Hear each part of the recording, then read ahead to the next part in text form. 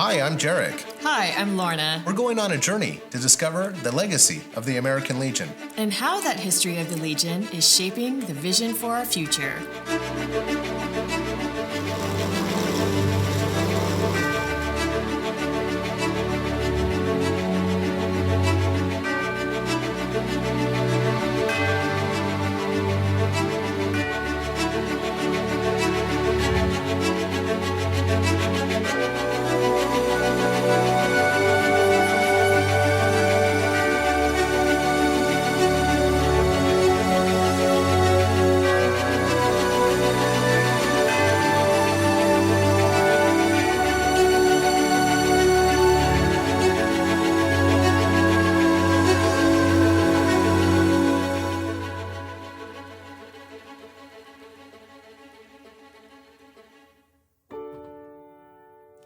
The American Legion was conceived at a time when military preparedness was at a low point in the U.S. Armed Forces. The letter to the editor of Adventure magazine in 1914 warned that the United States was soon going to find itself in a man-sized fight and needed trained officers and specialists ready to go. The letter came to Adventure magazine from a world traveler named E.D. Cook, who called for the assembly of a volunteer organization that would defy the isolationists and prepare America in a case it should be drawn into war. Advertisements were placed in newspapers, calling on anyone with specialized skills, tools, vehicles, weapons, experience, or any previous military training to join the volunteer organization. It would be called American Legion Incorporated. More than 24,000 volunteers submitted their names and credentials to join American Legion Incorporated prior to January 1st, 1917. In defiance of the isolationists, many of them were conducting military training exercises at a privately funded camp near Plattsburgh, New York, under the leadership of Major General Leonard Wood, former Army Chief of Staff under President Theodore Roosevelt. One Plattsburgh trainee was the former president's son, Theodore Roosevelt Jr., who would go on to help found the American Legion as a veterans organization immediately after the war. Adventure magazine managed membership records for American Legion Incorporated and issued cards, each with a star-shaped logo that would resemble the American Legion emblem that was later patented in December 1919. In January 1917, as it became clear the United States would soon enter the fighting in Europe, American Legion Incorporated turned its roster over to the U.S. War Department. In April of that year, the United States officially declared itself a Western ally in the war to end all wars, and American Expeditionary Forces General John Pershing had a ready-made corps of willing specialists and trained officers thanks to Plattsburgh and American Legion Incorporated. And so began what would become the American Legion's initial purpose to strengthen the nation through preparedness, and in doing so, promote peace and security against multiple threats, foreign and domestic. After the armistice of November 11, 1918, that ended World War I, former American Legion Incorporated and Plattsburgh alums met in France to discuss their combat experiences and how a new association of wartime veterans might improve U.S. military security, promote peace, and defeat oppressive regimes in the future. One of the new organization's first missions was to appoint a military policy committee.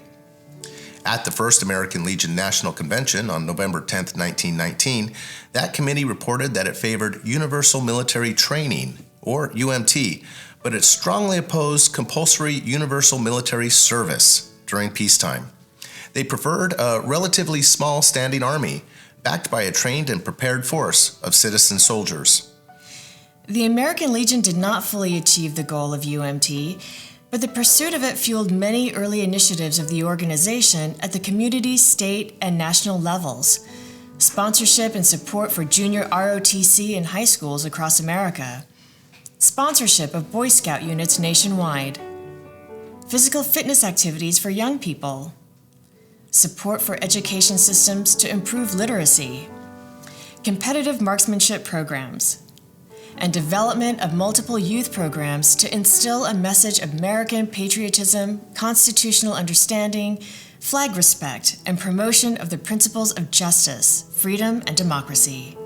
The majority of early American Legion programs, from school awards for citizenship to a code of respect for the U.S. flag, sprang from the national security interest of understanding what America fights for when called to arms.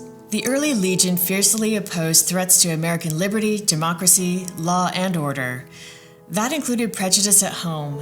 At the Legion's 5th National Convention in 1923 in San Francisco, a resolution was passed firmly supporting equal rights and opportunities for all Americans without regard to race, color, creed, or class.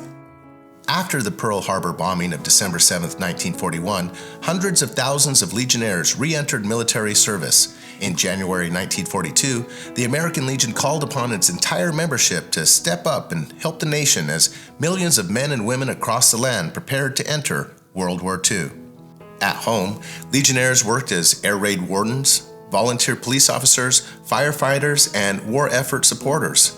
The organization soon changed its constitution to admit World War II veterans and those currently serving, as it would later for the Korean War generation, Vietnam, Lebanon, Grenada, Panama, the Gulf War, and beyond.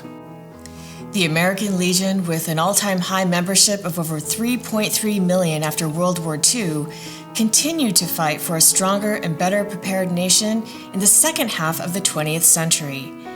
The battle for universal military training came to a head on June 19, 1951, when President Harry Truman signed the Universal Military Training and Service Act.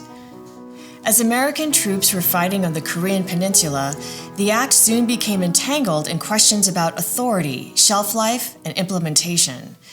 In 1952, the measure was returned to Congress for more study.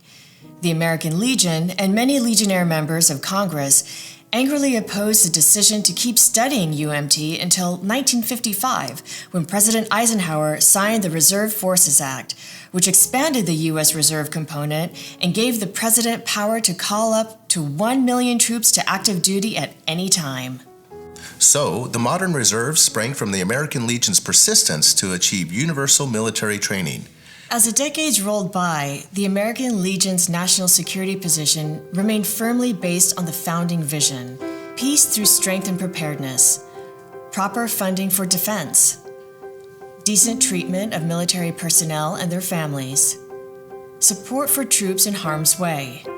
The American Legion's origins in the preparedness movement set the stage for a century of support for the U.S. Armed Forces. Through various efforts to ramp up and ramp down through multiple wartime conflicts, up to and including the global war on terrorism, the American Legion has fought for a strong nation, one that puts national security ahead of shifting political winds and media opinions about military service.